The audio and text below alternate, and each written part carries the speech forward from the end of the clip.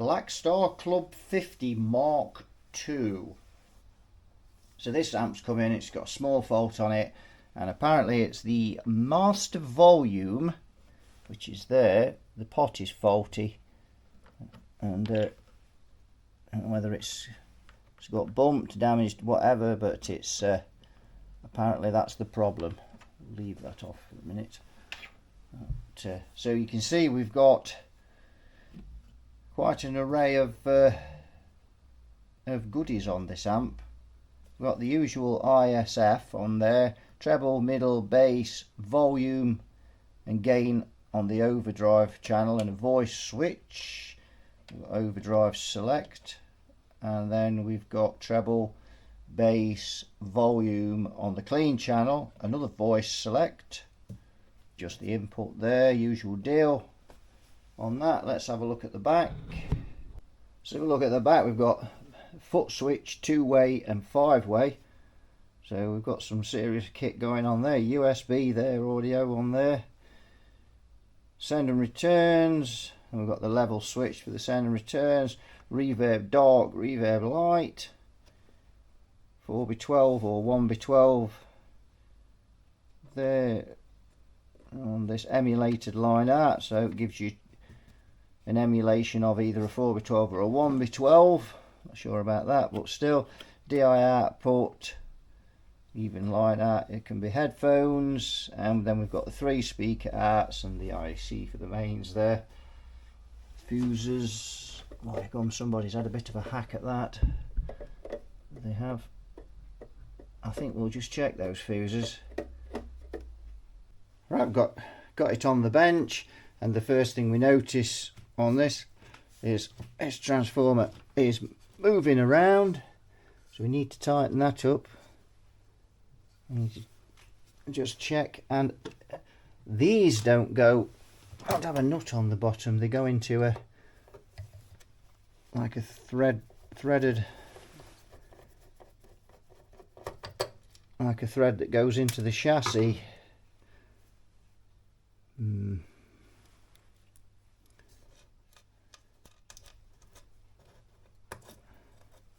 Now that's what, an M4 at the most. You really want at least M5 to hold these transformers. They just, they just come loose otherwise. Not great. You see the size of the hole on the transformer, on the fixing bracket there. That is what you probably can't see from there, but that should be at least an M5 in there. They just don't stay on otherwise, but it is what it is, I'm afraid.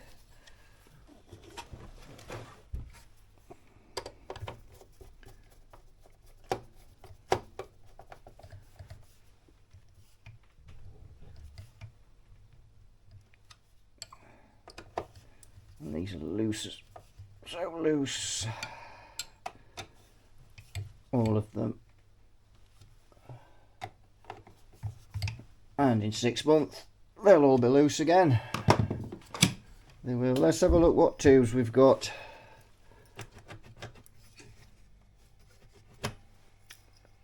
And we've got a couple of Ruby EL34s there.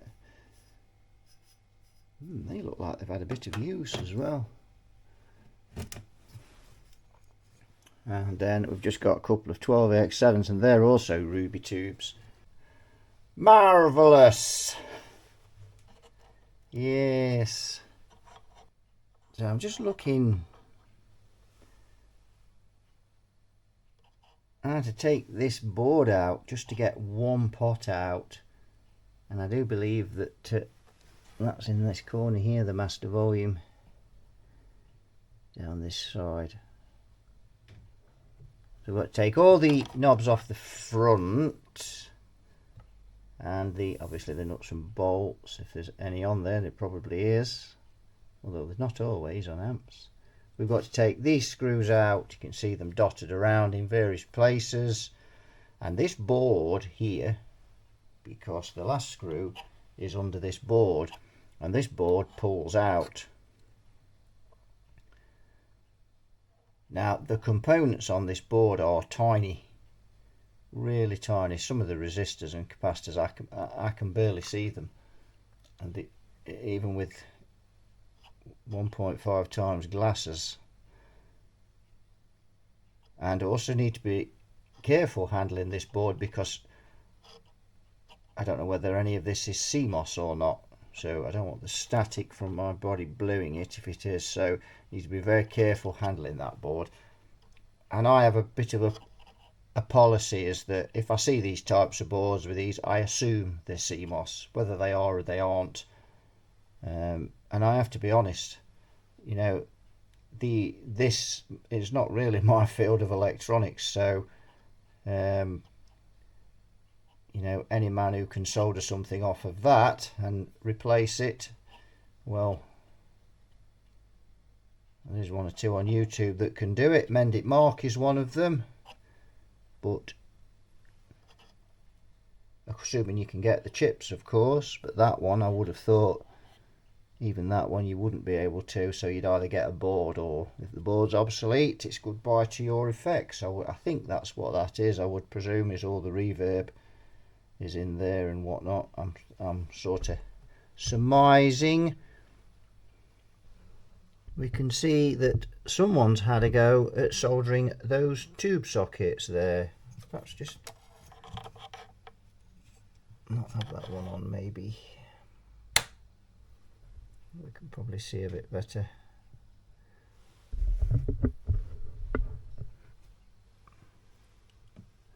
So if we look, they've left all the flux on, and there's lots of it.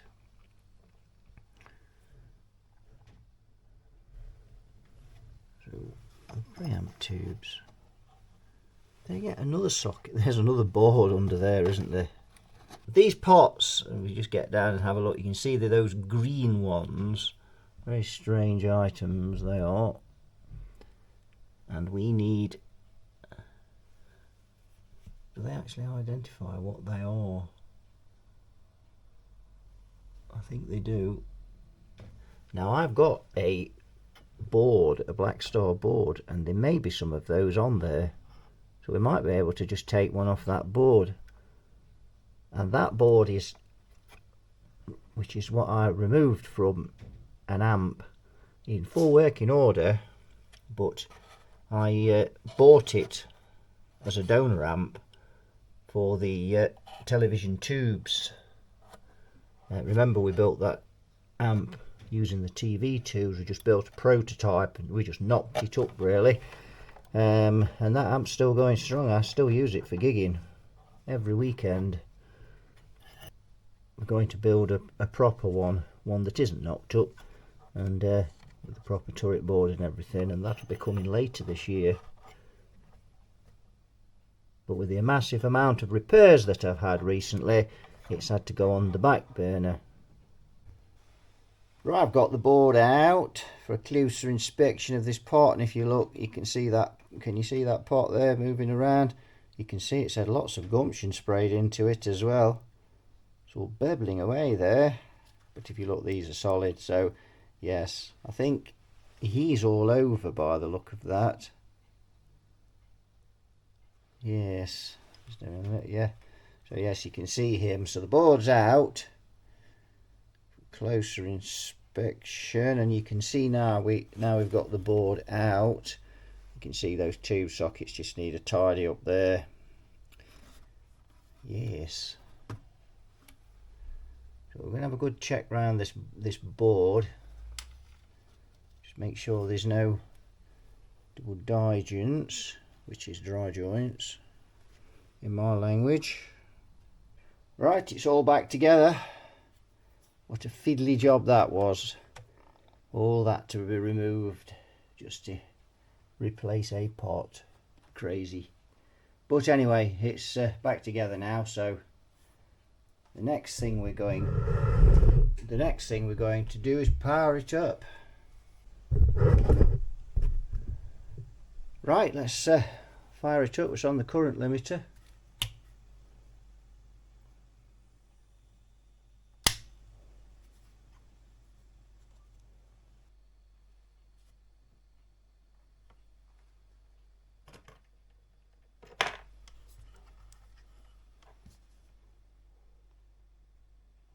I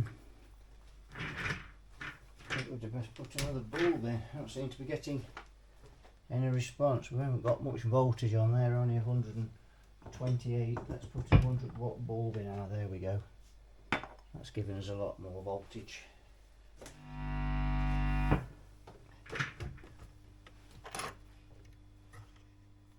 What happened there?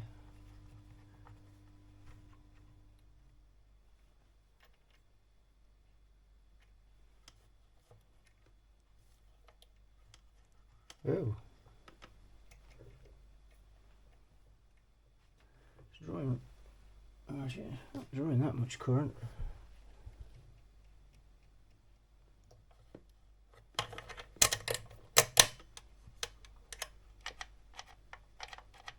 I bet the voltage has dropped back down again. It's probably because of the channel switching. Let's put the 160-watt bulb in. Bit awkward when you can't see the controls.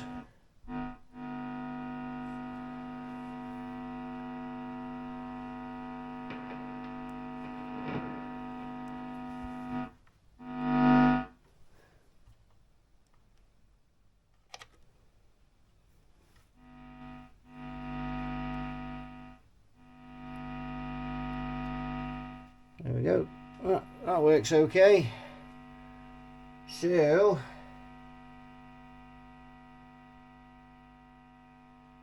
just need to check the bias, and I think this will be good to go. Right, so I'm in the middle of checking this bias. Now I've measured from the centre tap here to pin 3 on the right tube, and we've got 2.3 volts.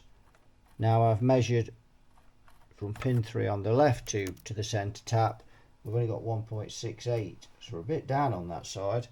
So unless the transformer is very mismatched in impedance, and we're going to check that now. So we're going to unplug. One thing to remember on these Blackstars, you must have a cable plugged into the input or you won't get any voltages.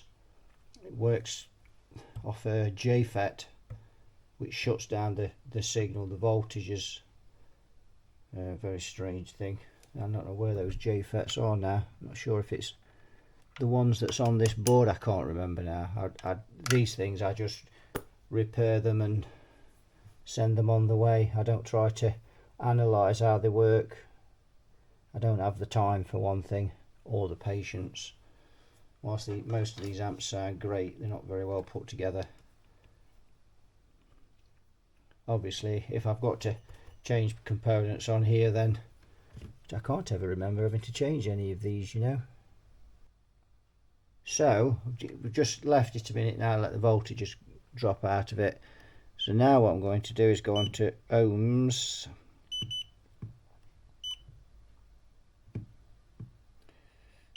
and so we'll go to centre tap again. Now we've got to find that pin again, which I think is that one. Yes, it is.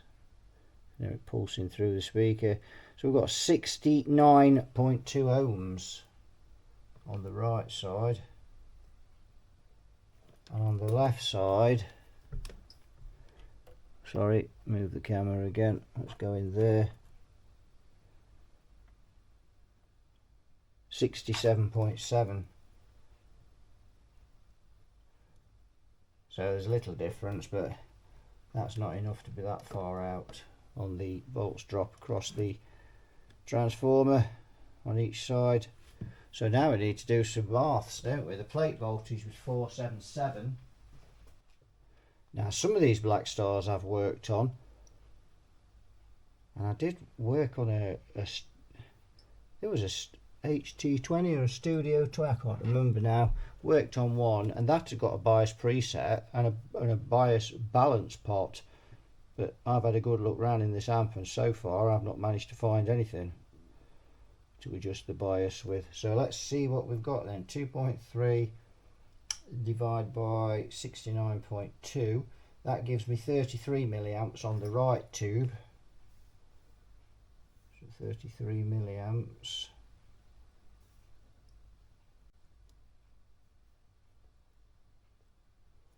Let's see what we've got on the left tube then.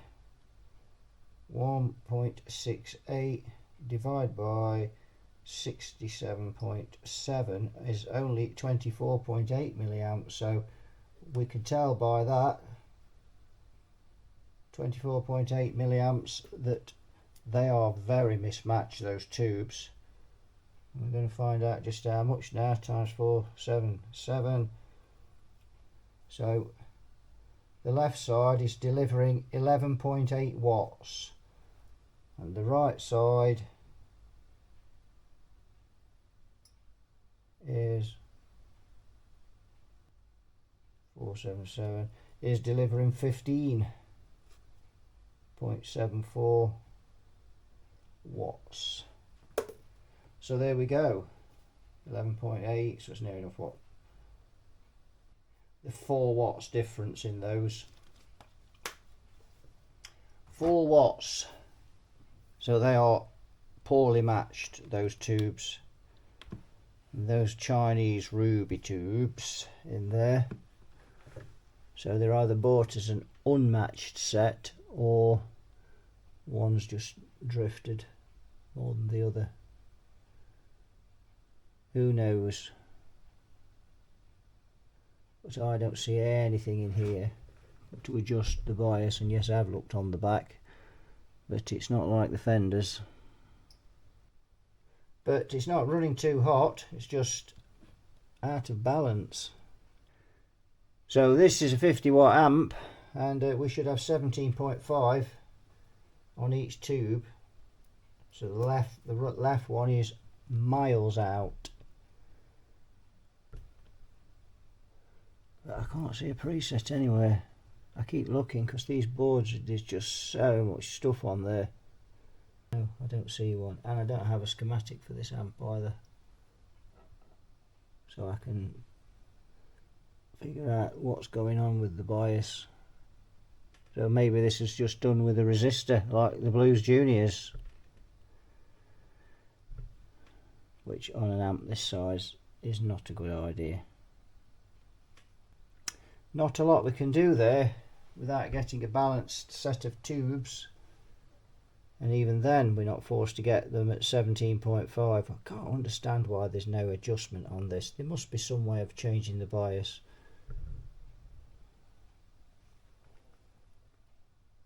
I had an awful feeling that it might be underneath that effects board there, effects board.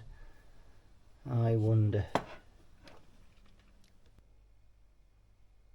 No idea. So I have to do a bit of research. So there is no bias trim pot on these amps. So they are, I suspect, like the Fender Blues Junior, and bias is not adjustable. So with that in hand,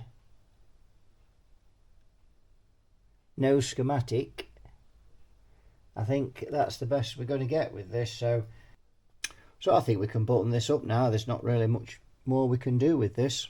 Right, I've got this Blackstar on the cab, 4x12 cab. We can have a bit of a listen.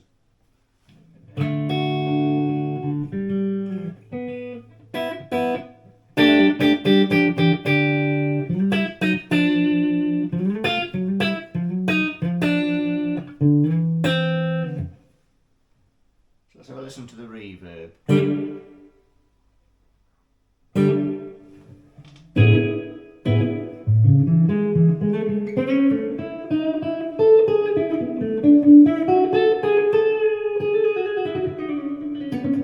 So I've got that on this 5 watt setting at the minute.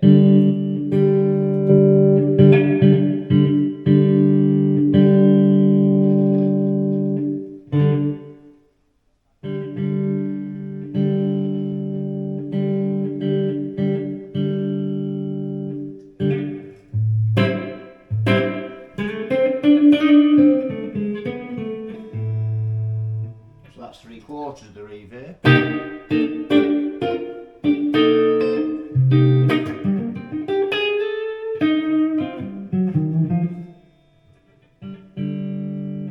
That's a quarter of it.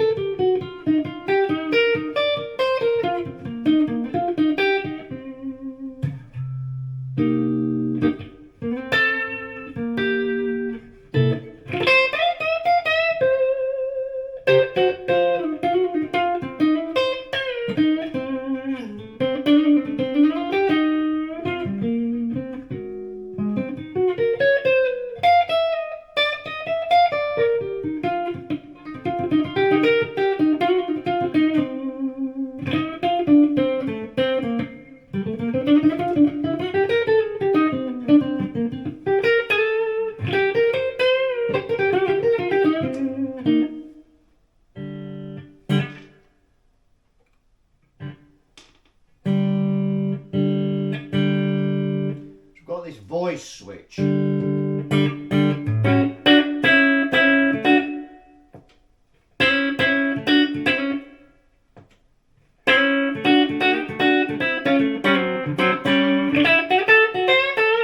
It's just like a bit, it's like more like a mid boost really for that one.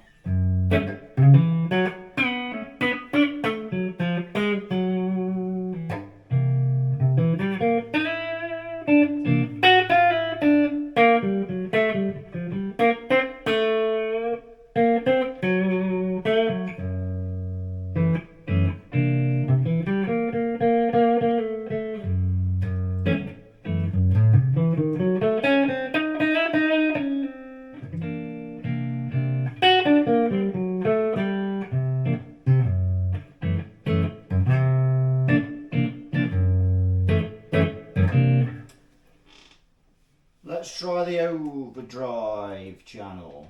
So we click into there.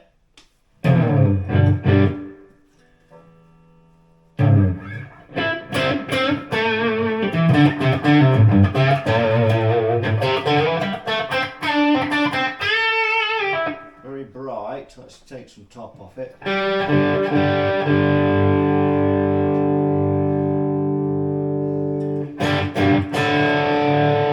Difficult to get this overdrive channel clean. And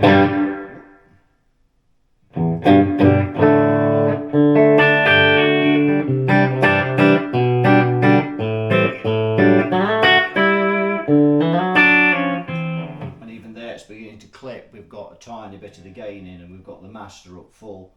So let's go the other way and see just how much gain we can get out of this amp. Let's go on to the 5 watt setting as well.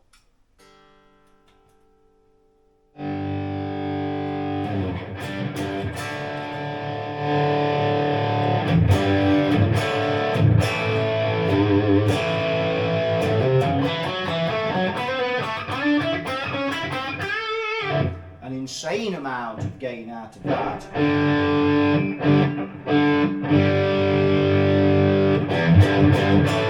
Full bass in on the EQ, so we've got this EQ just for the overdrive here.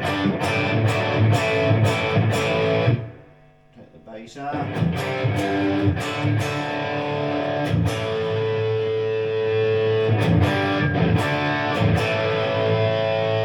We've got this new famous Blackstar, I think that's ISF.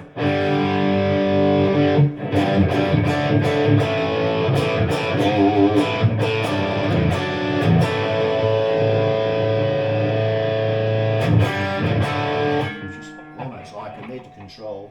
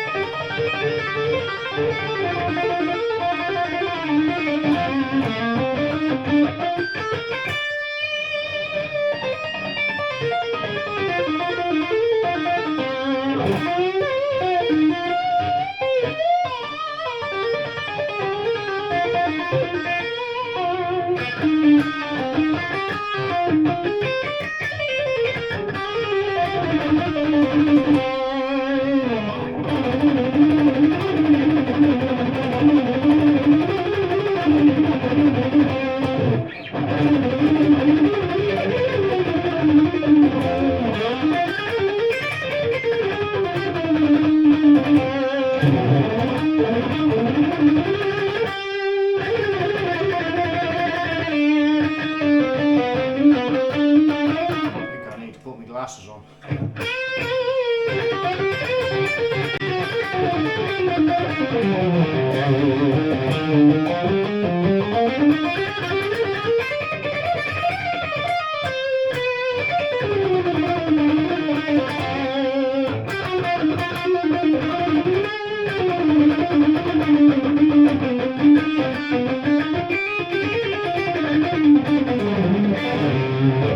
Bad enough the fact that I'm as rusty as anything on the guitar. I can't see very well without glasses now to play.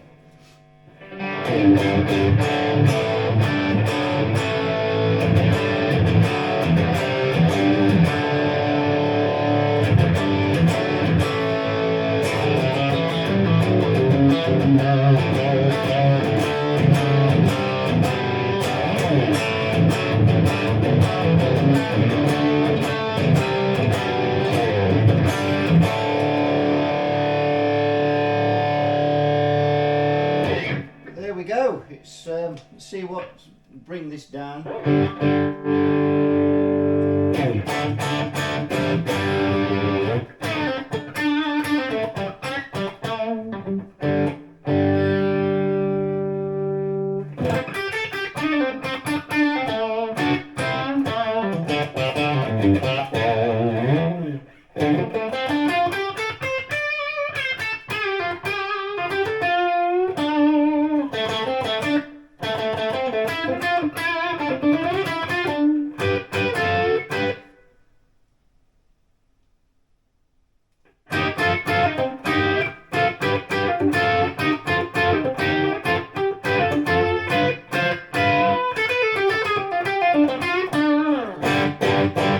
We're just getting that to try and clip now rather than just have all that mass amount of drive.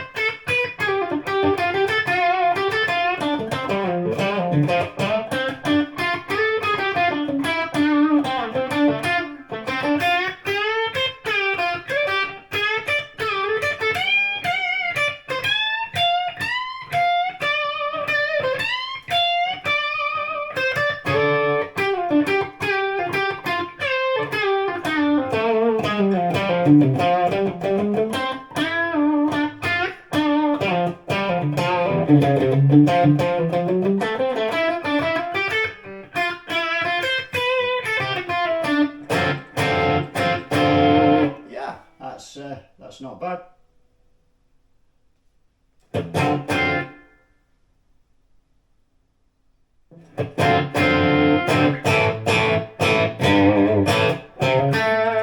So let's try that on the neck pickup then.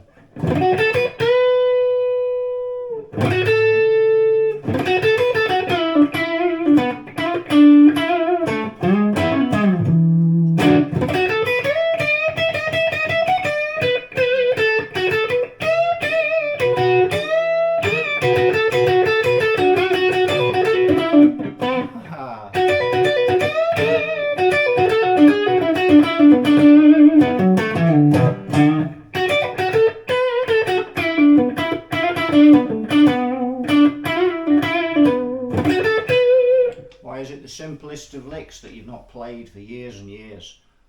And you think, oh, that's a simple lick, and then it just comes out as rubbish.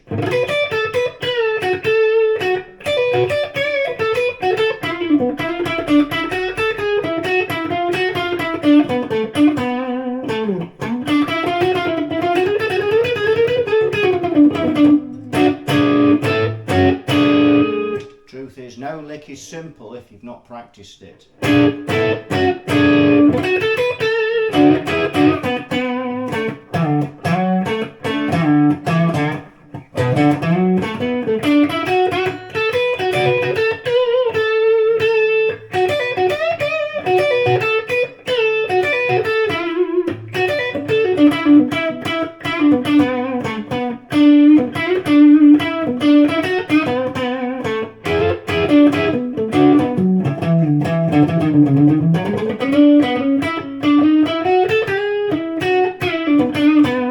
So there we go. That actually is, I think, my most preferred sound on that. So all I've done there really, I've just backed the gain down and right down almost to the point of off there, so I get a nice clip, and then just brought it up on the master. And these settings you can just, and I've got treble at 10 o'clock, I've got the mid at 10 o'clock, got the bass about halfway up, and the ISO at about 2 o'clock. And that